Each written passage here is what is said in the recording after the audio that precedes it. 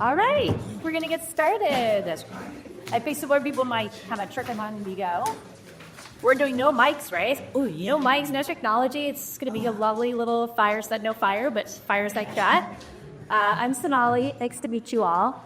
I'm with Avela. For those of us, well, actually, who here is familiar with Avela? Yes. Thanks. Awesome. Yes, we do. Avela is an online enrollment application platform. Use information about equitable. We enable equitable enrollment for charter schools and district schools alike.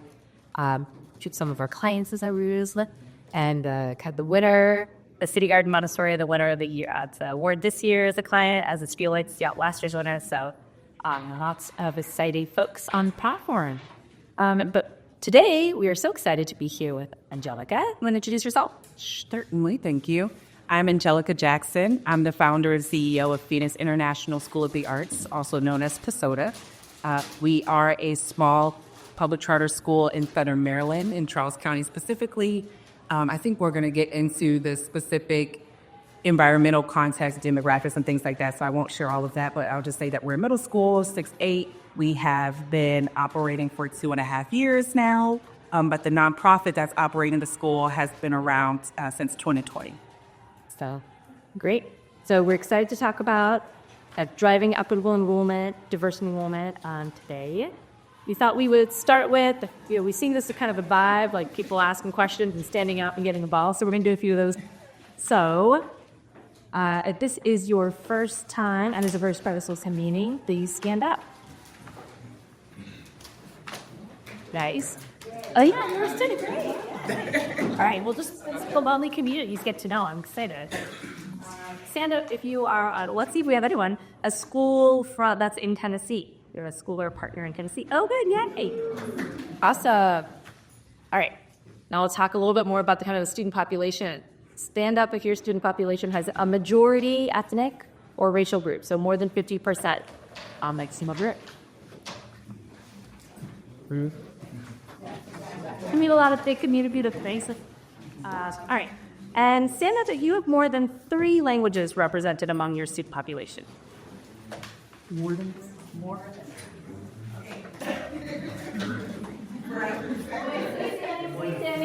More than 3, not 3 or more. What if you about more than 5? Stay standing if you're more than 5. Okay, more than 7. More than 10. Wow, okay, very impressive. I'll say, thank you, please sit down. And that really highlights for me, and I put through all of this, the importance of access for families, right? And that is just one lever of access, language accessibility, but it's something I think a lot about. I used to work in New York City Department of Education, where we had 9 official languages, but of course hundreds of languages in our communities that I worked at Oakland Unify in California, which again, lots of languages, indigenous languages that weren't supported in lots of accessible places. So that had importance of that type of access for school choice and enrollment, since that's something I've spent a lot of my career thinking about. I'm excited to talk to you all today about. So let's get right in, Angelica. I'd love to hear a little bit more about kind of your background and your founding story around PISOTA. Sure, thank you. So I will say I'll be speaking, and I'm up here, and a lot of times when we're in places and there's a speaker at the front, we assume them to be the expert, but I want to recognize that we all have expertise that we're bringing into this space, and obviously most of our schools are very diverse, and we are all intentional about that. So because of our size, we're a smaller group. I will often want us all to be in conversation, and I'll likely ask you all to share a little bit about yourselves and your schools and things like that, and we'll use this time to kind of share ideas and strategies and things like that. But again, I'm Angelica Jackson, the CEO of Phoenix International School of the Arts. We are an arts middle school in Southern Maryland, Charles County specifically, if anyone's familiar. I have been in education for a little over 10 years. My background is an electives teacher, so I taught theater and I taught music from elementary to high school, primarily with the school district of Philadelphia, but also in Camden, New Jersey. I've been in traditional publics, but when I was in Camden, I actually worked for a big picture school. And so I brought all of that with me when I returned to my hometown in Charles County, Waldorf specifically. Grew up in traditional public school sector, but always had this interest in the arts. And I remember actually when I was in middle school in 6th grade, we had home ec. I don't think schools really have home ec anymore, but we had to write a business plan. And I wrote a business plan to start my own arts academy in 6th grade. And I didn't realize until I submitted our charter application, I was the second ever founding group to submit a charter application in my school district, that this was a full circle moment. Like this, I foretold my future in 6th grade submitting this arts school, but also it showed me that there has not been much growth in my community since then. And so fortunately, we were approved in a district where charters are not often well received, Maryland, and we have another Maryland charter representative, 2 other Maryland charter representatives, so we can all share that Maryland is not the most friendly to public charter schools, so it has been an experience. But our school, it is predominantly African American. We're at about 65% African American. And there were also, our second largest is white, and then our third is Latinx. And we are the first school in our community to pull from all of the smaller communities in our county. In Maryland, it is, you go to your school based on your zone. Are there other districts like that where you go based on your zone? So we're the first where we're pulling from parts of our county that do not have public utilities and are rural, and some also just have well water and things like that. We're pulling from our town center where you would say it's more of a suburban, urban type of feel, but a varied environment in our county. Varied not just in the environment, but also in the socioeconomic status, and education, attainment, and all of those things. And so it has been my intention to ensure that all of the different families that come to us feel welcome, they feel heard, they feel that they have this unique supports that they need, from the very rural parts of our county to the more urban centers. So I'm happy and I'm excited to share about what we've done to be nationally recognized for our community and family engagement. We recently were recognized by Building Hope. They have their Impact Awards, and we are in their process to win that award. So I feel that I do now have some credibility to say that, okay, these strategies that we are implementing are working and are effective. So I'm excited to get into the conversation with you all. Great. So at PISOTA, in the name alone, it's sort of international, you have the word arts. You also talk about intentional diversity. That's kind of a lot of things going on. How do you think about all those pieces sort of playing together? Why are they all important as part of your school? So very much connected to my personal experience. I, again, grew up in this region, and I had the opportunity to go to a boarding school for high school. I got into a program called A Better Chance. Is anyone familiar with that? Yeah. Yes. Are you a Better Chance owner? Yes, okay. So A Better Chance is a program that places youth of color who are gifted and talented into these independent boarding and day schools. And when I went to my high school, I called it, this is the Clueless High School. If you all seen the movie Clueless, and they had these huge buildings, I had no wherewithal about that. That was not where we come from. And coming up in that region, it was even more rural than it is today. And I realized that a lot of my peers there, they were traveling abroad in high school, and they were doing these internships in high school, and all of these amazing things that were unheard of for kids coming from my neighborhood. And so I carried much of that through my journey through college and work and things like that. And when I returned to Southern Maryland, I said, our babies are going up against these kids who have traveled, who have done internships in high school, who are well connected, right? They have the social capital. And our kids are barely taking AP classes here. And so that really is what drove me to want to dream up a school that certainly had this international piece built into it. Again, and I'll share a lot about my personal story because it's deeply connected to the design of our school, but I studied social commerce in Bangladesh in college, and I realized how much we can learn from our peers internationally. And so that's what drove the international piece. I wanted to make sure that at this school, starting at the middle school level, which is my passion, middle school, starting at that level, they need to have the opportunity to travel abroad or at least start to build the knowledge around being a global citizen. And so that's the international piece. We actually implement the Cambridge International Curriculum. We're the only school in Maryland to implement that curriculum. Are you familiar with Cambridge International? Are you from Florida? No. I do work. Okay. So, yeah. So Florida is, a lot of Florida schools implement Cambridge International. We, of course, were looking at IB, but we knew that just thinking about the talent, the teacher's capacity in our area, IB would be a big jump for them because no one in the Southern Maryland region has implemented IB. And Cambridge offers the flexibility to fit the ethos of your school. So that's very much where the Cambridge, the international piece is part of our academic program in Cambridge, and also part of our learner attributes and things like that. So that's the international piece. And then the arts comes from, we are very much believers, obviously my background with being a theater teacher, a believer that the arts are needed in any type of school model. Even our STEM schools, you need some level of creative expression, a connection and appreciation to the creative arts, whether performing or fine. And I often connect engineering when I talk to my friends who have STEM-based models. I say engineering is creative.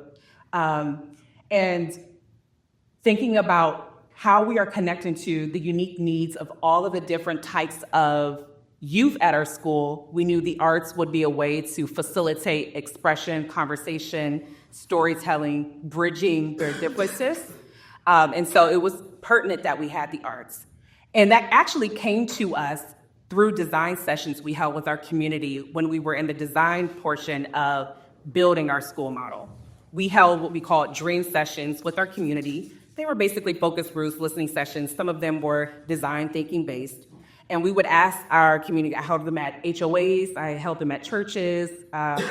We went to PTA meetings, just in the community, and asking them, what's the school of your dreams look like?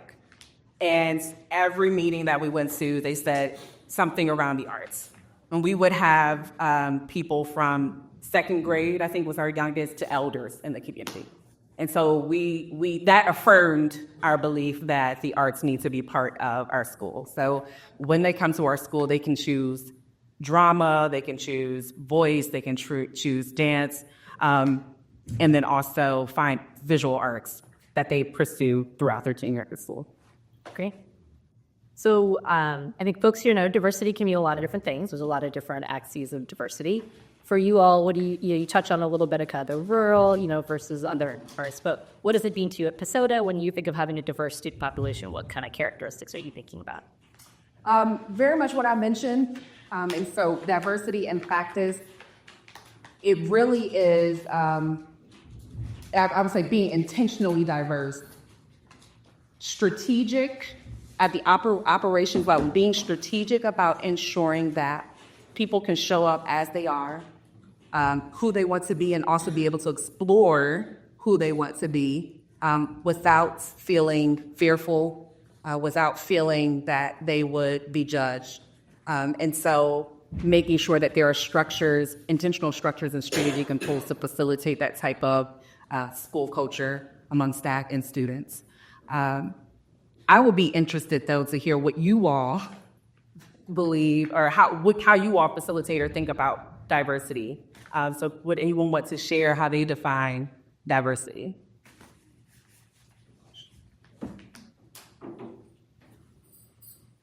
I'll share. My friend, citizens of Los Angeles, so LA.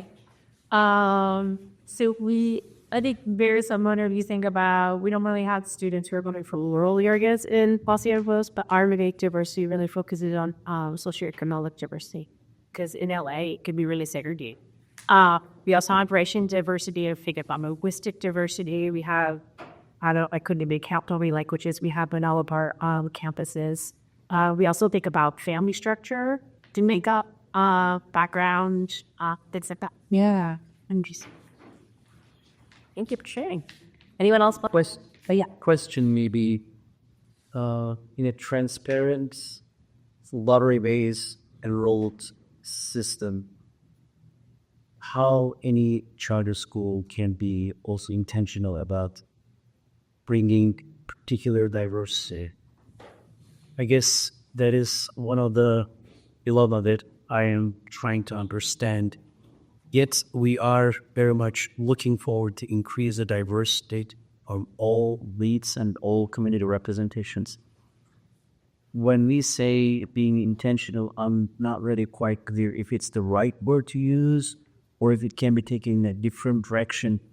So how do you navigate that? Right, because as charters, we can't, well, in Maryland anyway, we can't do weights. So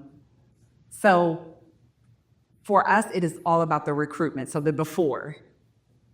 Again, like I was saying, just before we even built the school, and a charter school in my community, and probably most of Maryland, would not be able to succeed without community engagement. Because Maryland is not really a charter-friendly state, it is a union state, so that means all of our employees, our instructional staff are part of the local teachers union, including our principal and administrative team. So we have to follow the negotiated agreements by, the local teachers union and things like that.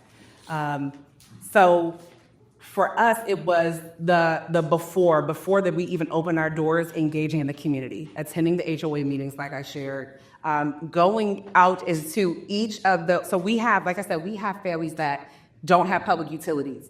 Going out into some of the already established community events and engagements that they have and showing face and shaking hands and political campaigning it, pretty much. Not like I'm saying it, and I'm like political campaigning it. Going to churches or places of worship. So a lot of that happened before we even opened our doors. And so we did know that there were certain populations. So Charles County is interesting in how the federal government describes it. Again, we do have these USDA rural areas, but then we have these two towns in the center that are more suburban urban, that they call it. And that's all part of our county. And so we were very intentional about making sure that we went to the more rural areas because those were the people that we wanted to serve at our school. So that's how, and so we did a direct mailing campaign specifically to those more rural areas. And of course, we all know direct mailing is super expensive. So we didn't do it for the town center. We did it just for those rural areas. And of course, we had a presence in the town center because we wanted to make sure that we had visibility everywhere. But we were very intentional about going into those areas. We also wanted to reach the homeschool community. And so in our area, we do have, it's much smaller, but we do have two major homeschool co-ops. And so started building relationships with those homeschool co-ops that they merged out of COVID time. We saw these two co-ops kind of pop up. And so just making sure that I was connected to those co-ops. Because this is my hometown, I did have some leverage, right? Yeah. So a lot of I've lived most of my adult life outside of my hometown, but returned in 2018. And we still have small town vibes. So a lot of the folks there knew me from when I was a kid, which helps. Though we have the small town vibe, our district is about mid-sized. It serves about 27,000 students. So that helped. I actually integrated myself into a lot of volunteer organizations. So, I'm a member with the NAACP. I am a member with all of these different organizations. The sorority and fraternity of the Divine Nine that we have a good group of that in my area. And so just integrating with these organizations that have the local community leaders, leveraging them, ensuring that they were bought into the idea of a charter school in our community. And go ahead. Being strategic, Very strategic. but yet still inclusive in terms of who comes, but more than strategic to reach out to certain. It's all about that community engagement. And again, for us, we had the ability to do that before we opened our doors. And so by the time we started our enrollment process, folks they knew about us, and they knew we were doing something different. So we did have a lot. We had some things that we could leverage. We're the first and only public charter school in our area. So that does diminish some of the competition, right? Of course, we have our traditional publics. We have very few private schools. We have 5 parochial schools. Our private schools are all parochial schools. So we don't really have much competition there. So those work in our favor. But as a result of all of the conversations that I was having, in touch with the local government leaders, the different community groups and things like that, going to the community events that were already in place in those communities that we were targeting. As a result of that, in our first year, we received over 800 applications for only 175 spots. So it certainly helps. Does your state have weighted lottery system? No, we cannot do a weight. So in terms of we can do priorities. So the sibling priority, the staff, and up to 10% of our enrollment can be staff and board member children.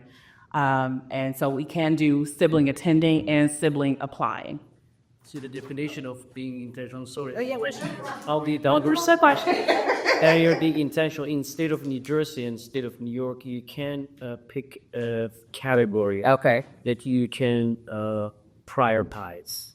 And we are being intentional on those, identifying the needs of our own communities and trying to also be competitive with our sending school districts. So certain of our schools prioritize ESL, the population. So if students have an identified ESL background or diagnosis, they are given 2 tickets instead of 1. Okay. And in certain schools, socioeconomic status is also another criteria that we use. 2 tickets, and certain schools in New Jersey, you have 3 tickets, 4 tickets. And if on the intent, they can use. So I do like the system where there is a structure, but there is a permission to really be specific and intentional. So I was curious how it was posted. Yeah. Are there any other states that can do the weighted? I think a lot of places can do weight, but moderate. Can do. Oh, ours is a little more unique that you can't. More Sarah. So, wanted to think about kind of, throughout the enrollment cycle and process, because there's different places that you can think about, try to infuse the idea of diverse populations. So, we already talked a lot about the recruitment, and then there's the piece about kind of getting the applications in, then there's the lottery we started to talk about, and the kind of enrollment, and then retaining students year over year. So, after you've sort of gone out and recruited, done your recruitment work, you open up, an application, and thinking about, an application tool for your families. What are some of the things you were thinking about in order to make sure that was something that wouldn't, prevent a diverse population from accessing your school? Sure. Likely what we're all thinking about when it comes to the application accessibility. Can they pull it up on their phone? Is it easy to read through and move through? Can we have different language translation? Is it possible to be able to print the application from the digital platform so that those who need a hard copy, thinking about all of those things. Just ease of use. We cannot, in Maryland, we have to be the application typically is not longer than 5 minutes. Like, we can't ask very specific identifier type of questions on the application. The only specific to our use as an art school, we were able to add their arts pathway of choice. So what's your first choice, second choice, so that we know that when when enrolling them. So ensuring that it does have the ability to have that customization for us is extremely important for the platform, so that we can ensure that it's easier use. Yeah. Were you able to enroll based on openings based on pathway? So no. Just We have to, in accordance with Maryland law, we have to open it up to anyone, no matter what their pathway is, but we can put capacity. So if we only have 25 more spots in our theater pathway, and we have 30 students applying for theater, and it meets, yes, it goes to their second choice, but we have to call them. Like, we can't deny them and say, we don't have any more spots, even though your name was selected in the lottery. We have to call them and say, hey, your theater is not available. Do you want to do, that kind of thing, which talking about enrollment timelines and course requests and how that matches up with the district is a whole other discussion. But, that's an added step that we have to account for in our process. So if that theater pathway fills up, we cannot deny the person who was selected in the lottery their seat. We do have to make that offer still. Yeah. I'm curious, you sort of mentioned you can't collect a lot of specific identifiers. And I'm curious about sort of like the bridge between you went out and recruited really intentionally, for example, in those rural communities, and ultimately you got diverse enrollment, which is great. Did you have information in between? Like, were you able to look and see, like, we have enough applications from the rural areas that we're likely to get, from the lottery results? Or was it sort of like hints of black box, and in the end it came out The latter. wow, okay. And that's exactly why we had to be so aggressive with our recruitment, or, focused with our recruitment, so that we can kind of ensure that majority of our applicants were from those targeted communities. Knowing that we would get a lot of applications from our town centers. Yeah. Great question. Okay, so you run this lottery, and unlike some other places, you don't have a lot of flexibility over the kinds of things you can prioritize. But thankfully, it worked out. From the point of kind of getting an offer to families actually completing the registration paperwork and showing up day one, since we'll call that like your butts and seats. What that can be a place where a lot of schools are seeing either just general drop-off or certain populations dropping off. What are you doing to help kind of bridge that gap and make sure families who say that they want to come are actually really going to show up? Because that could be, 6 months. That can do a long time. The night before that, we just wrapped up our lottery planning for next school year, so they don't get here until August. So we do a lot of programming with them over the summer, orientations. We'll do some like design competitions and things like that for accepted scholars. So just programming that we do over the summer to encourage them to come and meet our leadership team, to meet each other, bonding activities and things like that. And as we learn, our families who are coming from specifically the more rural areas and the homeschool community, we actually build called crews. So we've adopted the EL education crew, not their full model, but the crews at our school. And so we'll start to develop that over the summer, because what we find, especially for our coming from homeschool, is that we truly need to make sure that we can help with them integrating into our school community, and also their parents, ensuring that they understand what it means to have their child away from them in a school. So we start to build that over the summer. And so, like, how many activities were you sort of getting really tactile? Like, how many activities are you sort of thinking about in that, February to sort of August period? We don't start the programming until the school year ends. So, we're in communication with them, but the getting them to the school and interacting with one another happens the end of June. So we do 2 longer orientations. The orientations are 3 days each, 3 half days each.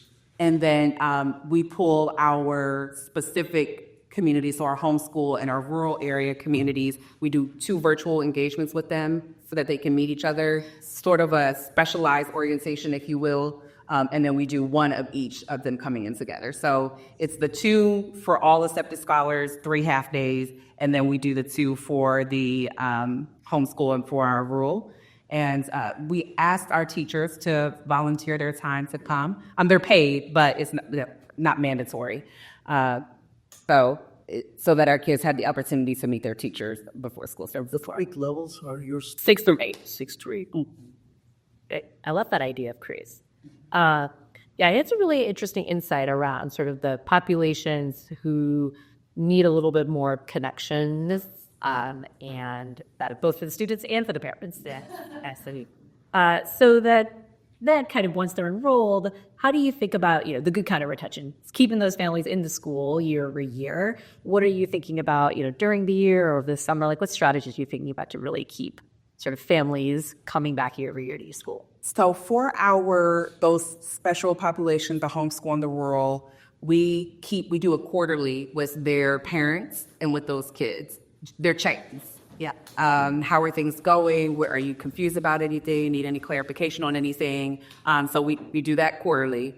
And then just celebrating is part of our ethos to celebrate differences and things like that. Because we use the Cambridge Learner Attributes, we have Cambridge International. So we're fortunate that celebrating and acknowledging and building that culture around differences and our different unique attributes of our special populations is built into the Cambridge International curriculums. So we kind of follow that. Nice.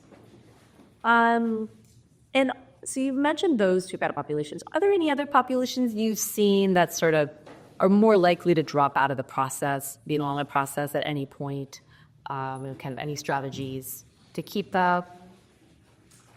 We have not. I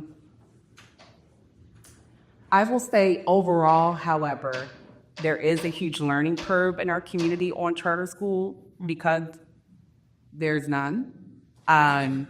In Charles County, there's several in Prince George's County, which is our neighbor. But because there's not an information around how charter schools work and their differences, I'll say one thing that we do as part of our orientation, we do have a parent orientation as well that we say no kids. We go through what a charter school is, and then also how we're evaluated, how our accountability is measured, how we are differently governed than traditional public schools. So I find that when we have withdrawals, because we do, it's because a parent realizes we're a charter and that doesn't work for them. This is how we work. Like we don't have readily available resources that you might find at a traditional public. We don't receive the same per student allotment that a traditional public receives. Also, we're a startup and we're scrappy, so some families are like, okay, this model does not provide the supports that my child needs. And so that's been the primary reason why I've seen family withdrawal. Okay, kind of a spicy question.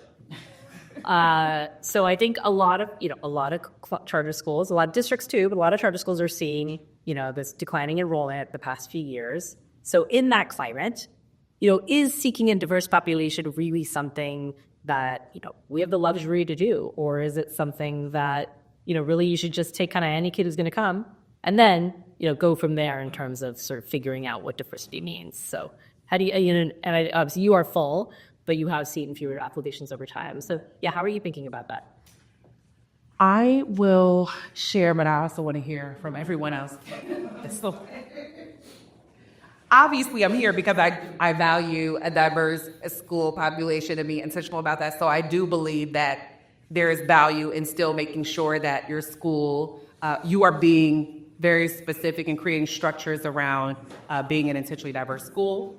And not just accepting people because you need the numbers. However, I understand that, needing to do that. But there's also money tied to being a diverse school. And so just ensuring that you're aligning yourself and messaging and marketing yourself in a way that highlights what you are doing to be intentionally diverse and aligning that to those who are prioritizing that work and who have the money to give to those who are prioritizing that work. Say more about that piece about how there's money for being intentionally diverse school.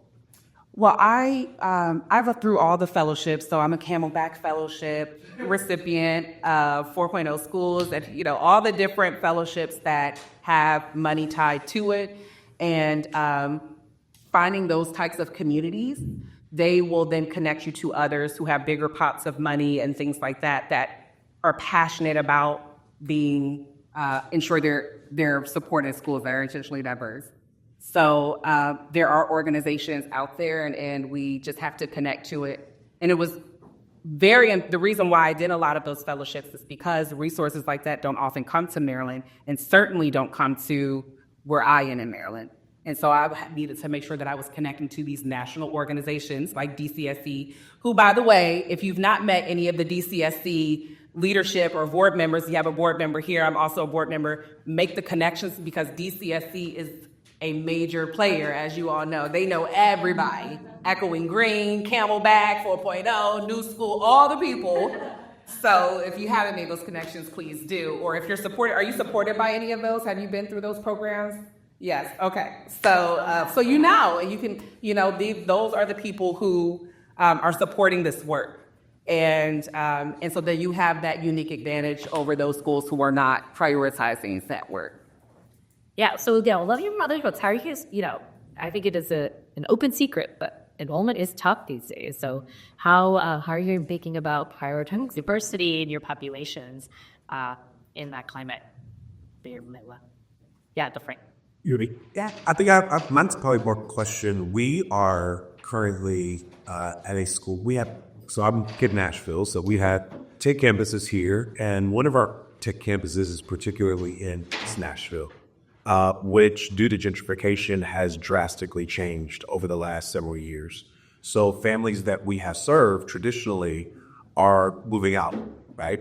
And so one of the questions that I was going to pose to the room is, how do we now diversify our population at that school to now attract families? And I'll be very honest, traditionally we are serving Black and brown students at this particular school, so the leadership team reflects that as well. What are maybe some tools or some ideas that could potentially help us reach our new families that are now our neighbors that we need to come to our schools? Because that's kind of a little bit of the opposite of it. And so that's a challenge that we're currently having. What are you thinking? Well, we're doing all the traditional marketing things. So we're doing the digital marketing. I just shot a video with the principal yesterday. So we are doing all the things that we can from a target marketing perspective to attempt to attract the demographic. One of the things that I believe that I know from a diversity standpoint in organizations that I have encountered and that I've engaged with, I look for people who look like me when I walk in the room, right?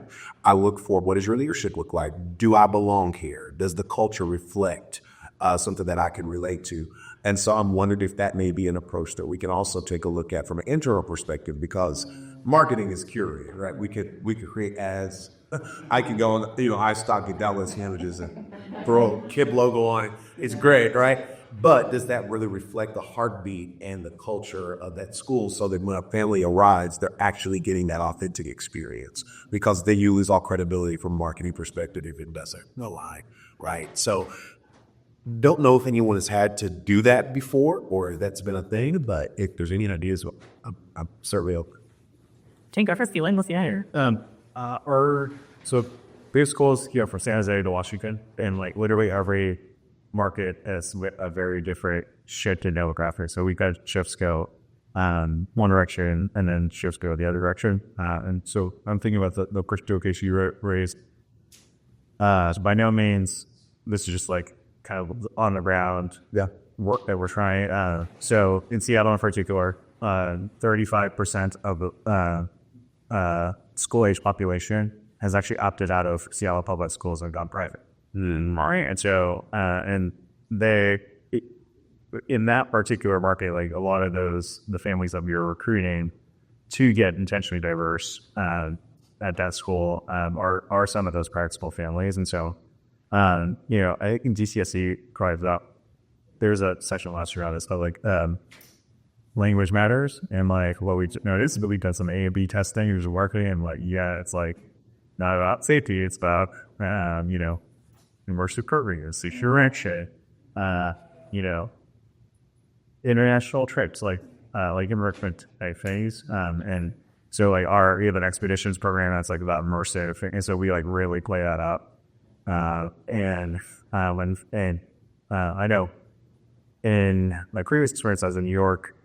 Success Academies was kind of going through a similar experience in Brooklyn, and the types of events change. So like the recruitment event was like a wine and cheese, as opposed to like a open house, right?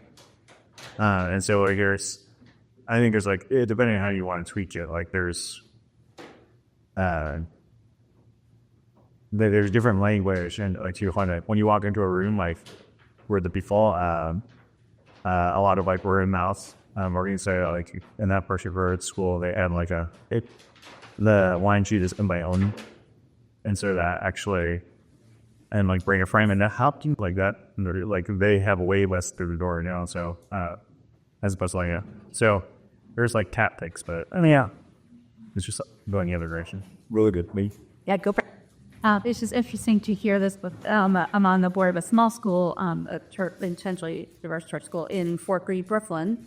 And so and we're really, I feel very mixed about this because I started early. I found a school in the South Bronx when they were like, there's no good options. And now I'm on the board of a school that is intentionally diverse, which I also support for a whole bunch of reasons. One of the things that we've done, which is kind of the opposite of what you're saying, like the area is being gentrified or changing, we want to go to these new families. But we feel mixed about that because these new families were not who we completely intended to serve, or they're becoming like a larger slice of the pie than we thought we wanted, right? So one of the things that we've done, and I actually talked to another school leader in San Francisco, did the same thing. They actually started preschool, and they were able to wait on the socioeconomic level to pull families in that might be who they want to serve and then keep them throughout. But one of the challenges that we're having is because the families they were originally serving, that are more families of color, lower socioeconomic, are moving out of the neighborhood to be able to afford to live. And even though we welcome them in, it's a transportation issue. So I was in an earlier session where it's like, oh, we don't have transportation issues in New York City, but we do in some other areas. Yes, it's maybe not as pronounced as like rural areas in that way, but families in New York, like you want to get on the subway and you're not putting like your third grader on a subway braking cells, so they might not just want to make the trip. And so if we have an enrollment problem, we're starting to have a little slippery scale where we want to fill the seats, but the population's looking a lot different. And I think we need to have some more hard conversations about that. But if people have ideas about that, happy to hear them too. So interesting. It's for sure. Yeah, other folks want to jump in on that? One other strategy, when I used to work in New York City, also the Department of Education. So are you at middle school? We have K through 12. Okay. They would look for, they were sort of trying to pick schools to really, and it was often in gentrifying neighborhoods, but there was a heavy population of families choosing private school and wanted to bring it back in. And in particular, they would see families leaving the public school system from elementary to middle. That was a commonplace. And so what they would do is really try to find kind of similar to your idea of crews, basically like groups of families. So let's say from a single elementary school, like, hey, you are 10 families who normally you get split off, at middle school, or, half of you are going to go private, half of you are going to find other options, or you could all stay together and come to this school. And then, what are you looking for, and what are the kinds of things that you want to maintain to stay together, and maintaining that sense of community into the next level. So that can be another sort of idea. And it doesn't have to be from an elementary school, if you're starting at kindergarten. It could be from preschools. It could be from, homeschool community or some other identifier that people have that brings it together. But then I think starting to create that community before they come to the school. And those are good. I meant to specify this one is K through 4. Sure. Yeah. So looking at. Yeah. The other thing I'd offer is we also commissioned a media consumption study. And so they essentially look at, based on the demographic you're looking at, where it is in this group or this particular demographic, what we'll find in their news, like what radio shows, what like is it, Instagram versus Pandora, is that, and it's down to like it creates the state based on zip code to do some targeted. It's basically how like people decide what Super Bowl ads run, what market, and so when we did that, one of the things we tried was there's a split. I wish I could tell you the ROI here, but like there's we had a hypothesis as far as our visual marketing. And I was like, there's some like Facebook groups that are very like white women, where and influencers, right? Where rather than our digital marketing, like so our ad drops in, we went the other way of like meeting them where they are, like so. One of the more common questions like, how do I make sure my high school kid is successful in life, right? And so I go, there's someone, or what's the best high school? I Google that.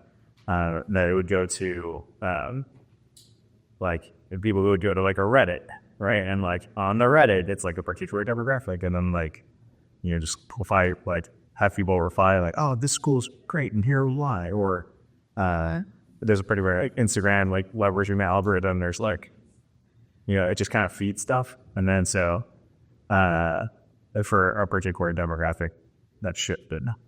That's a whole lot of that. There were two things.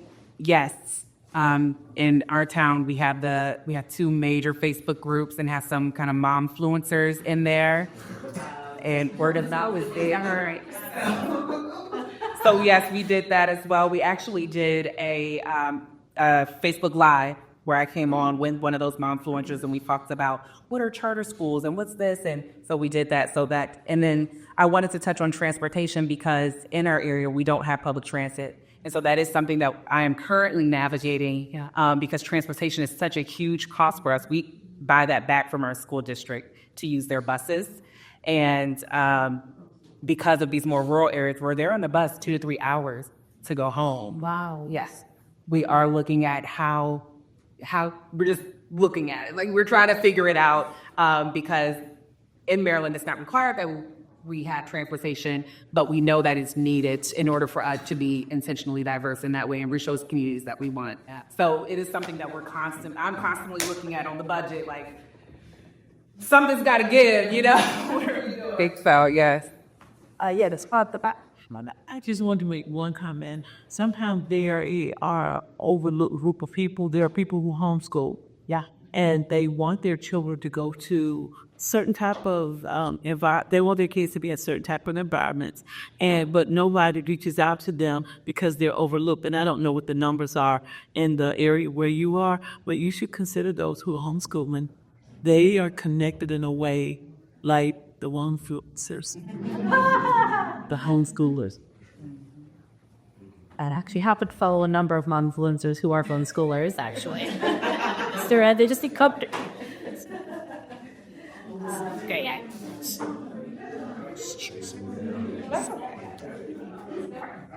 Just want to add on to that point. I don't know, it would have to be specific to the states, but I have heard this idea around if you have ESAs available, that homeschool is a population to tap for specific programming only.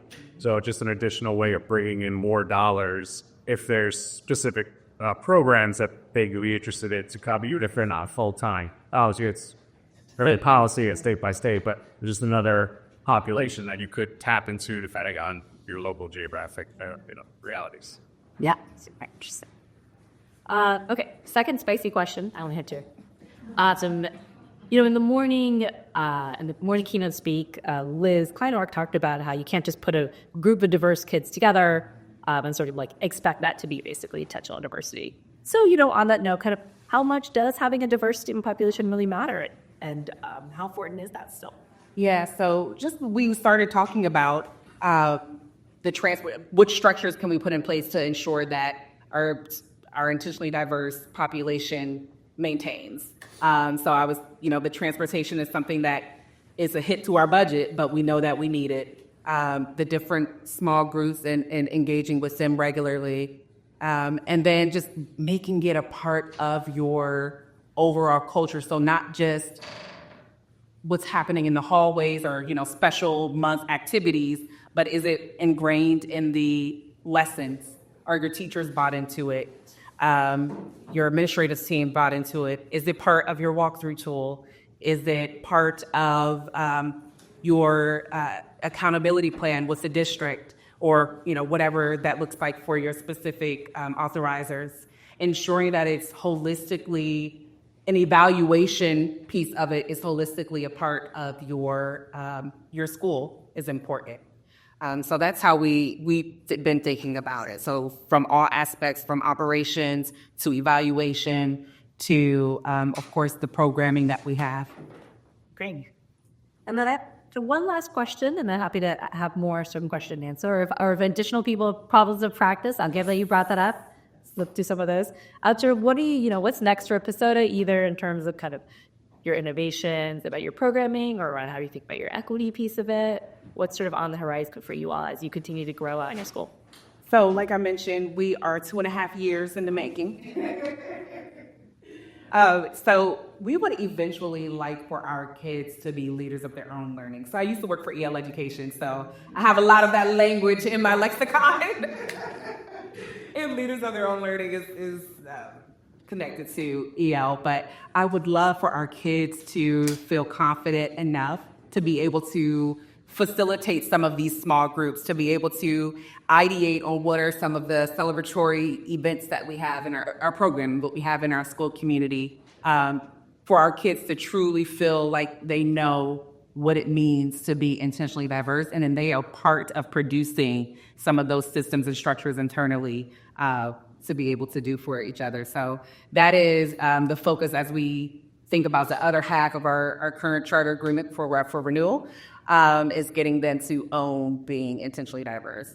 And then also building empathy, that they can be empathetic and understand that they can use their own creative gifts for healing and for connection. Passing it on that. All right, yeah. What other questions do you have for Justin, for each other? Yeah, go for it. Have you had a graduating class?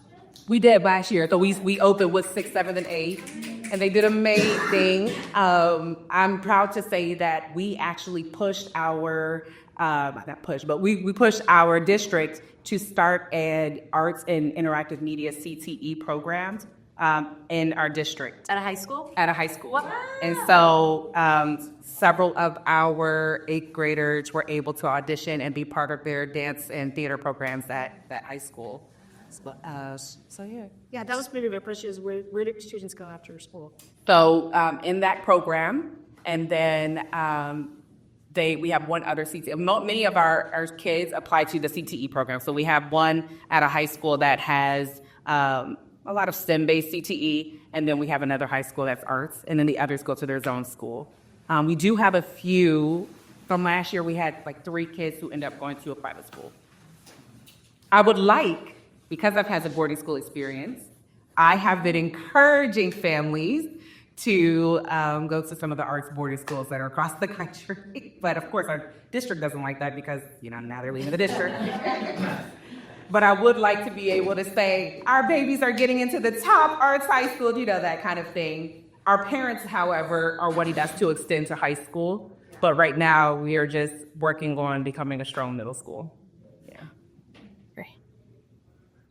Yeah, other questions or other challenges you all kind of grappling with in your own school communities?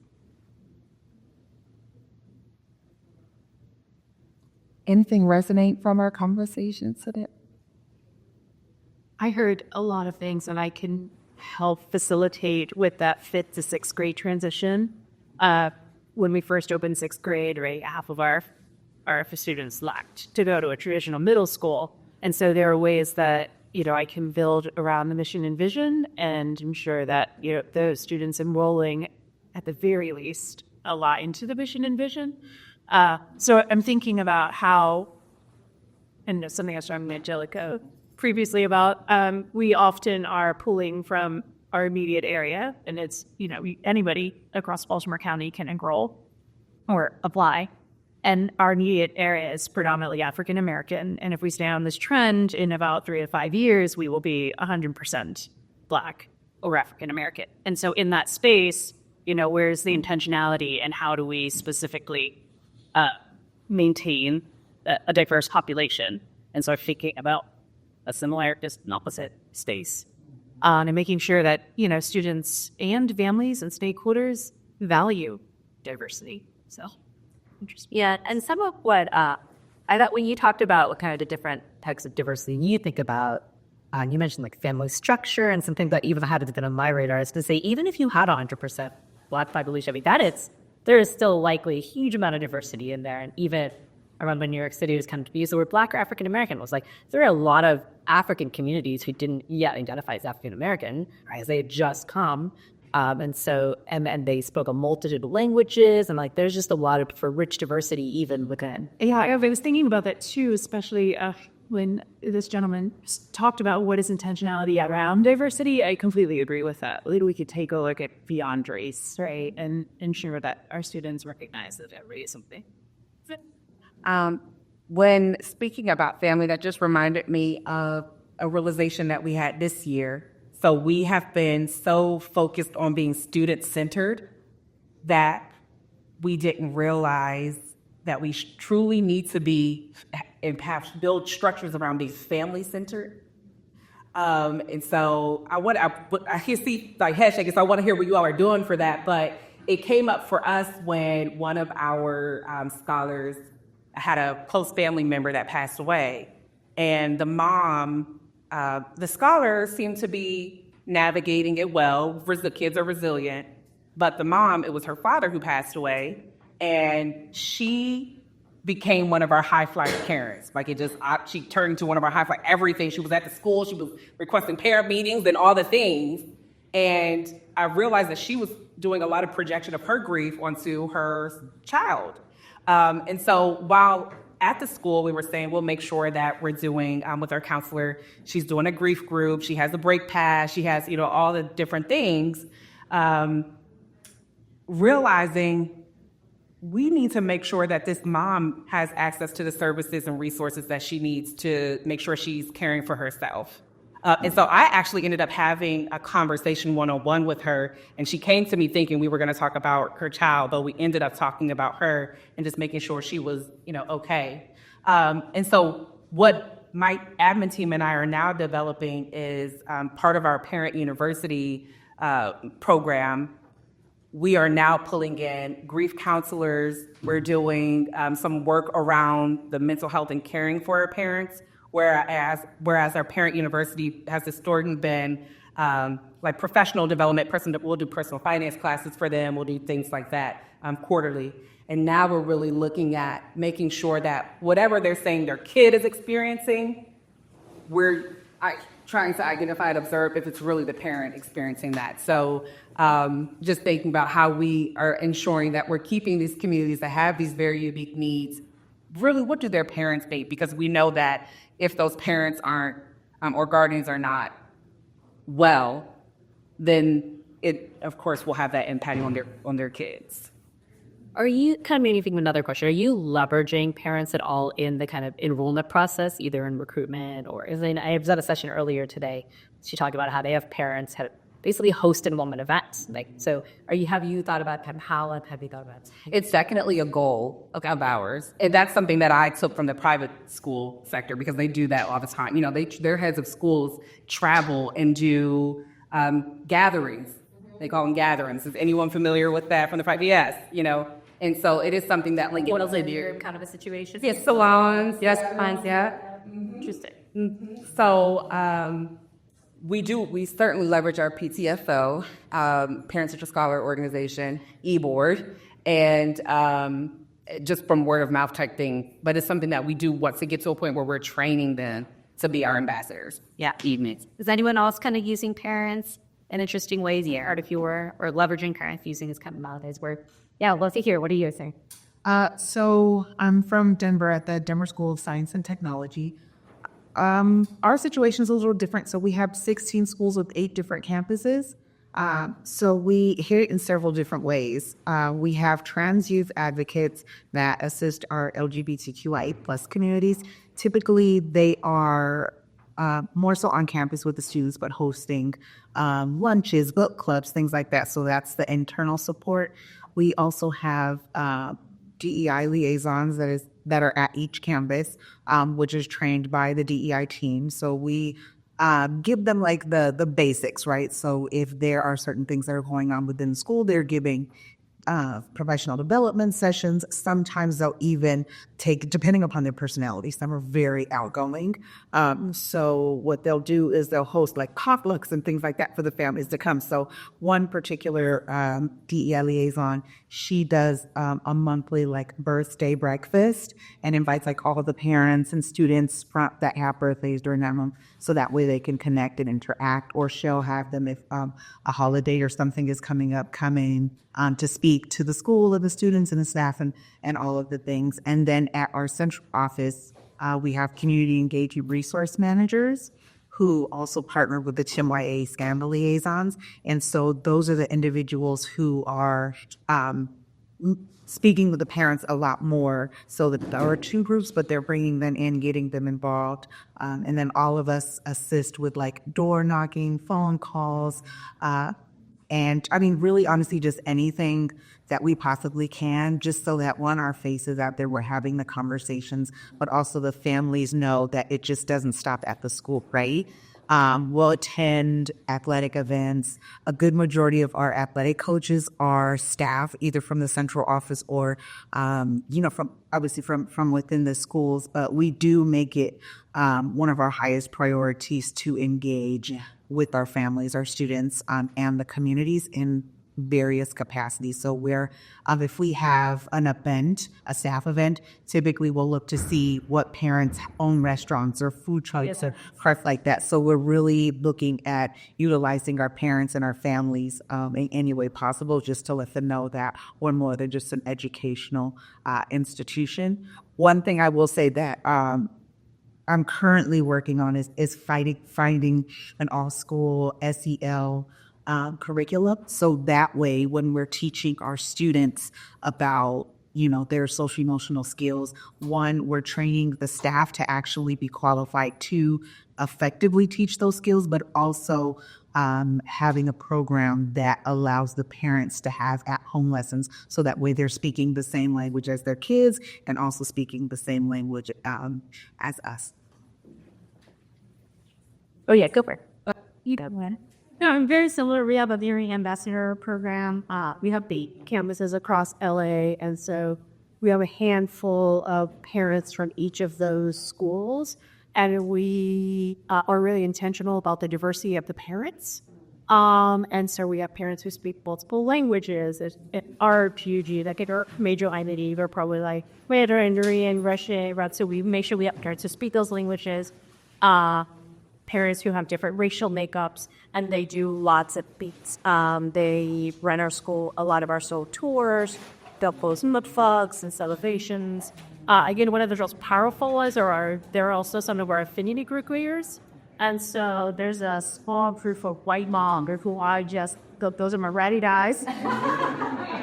But they will talk, and they will get up, or they will talk to, a mixed group, particularly will say, like, I'm a white mom, and I'm talking to the white moms here. Here's why it's important that my child go to an intentionally diverse design school. Say, here's what's a geek, and this is what equity means at this school. You are going to feel uncomfortable. And so that has been really powerful. Yeah. First, but TP or volunteer? Well,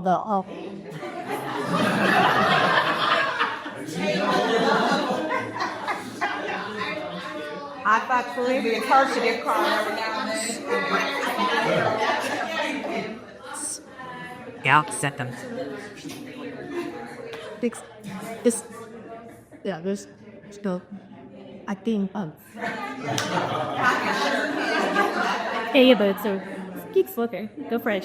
Similarly to PISOTA, Watershed is incredibly scrappy. So while we don't have a media consumption site, which I'm going to push for, but we don't have it though.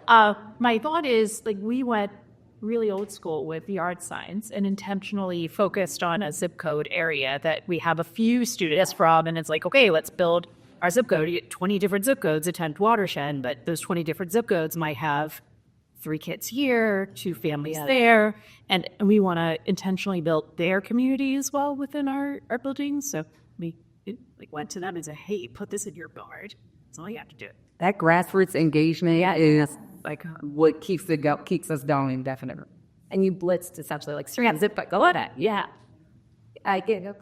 We have 2 K through 8s and 1 high school, and at the K through 8s, each family is required to volunteer at least 40 hours during the course of the school year. But in addition to that, we have parents that drive kids in North Bay or instead of getting the bus, we're going to Annapolis. It might be, I know that the liability issue, we covered that before they get in the cars, but sometimes instead of getting a bus for $1,000, we've not used so many cars with the broad distance center force. But in addition to that, in our 11th grade, we have an experience for all of our 11th graders to do a 20-week internship program. And so some of the parents are actually mentoring the students during those 20 weeks, but sometimes they don't have the bandwidth or the capacity, but they know somebody. And sometimes you don't know who's you have to know your community, because parents do all kinds of things. And when a parent is there and they might be quiet, but you don't know who they know and you don't know how they move in the world. For example, Lori was one of our parents. And you don't know that she's the principal herself, or she's in leadership, or she's doing these things. And parents are doing all kinds of things. People are at NASA. People are doing all kinds of things. So know who's in the space and have conversation with them. And if they can't do it, they might know somebody who's willing to do it. Too. All right, I think we are, right at time. Thank you all for joining our session. Thank you especially to Jaga, and good luck with your school of the next years. Can we keep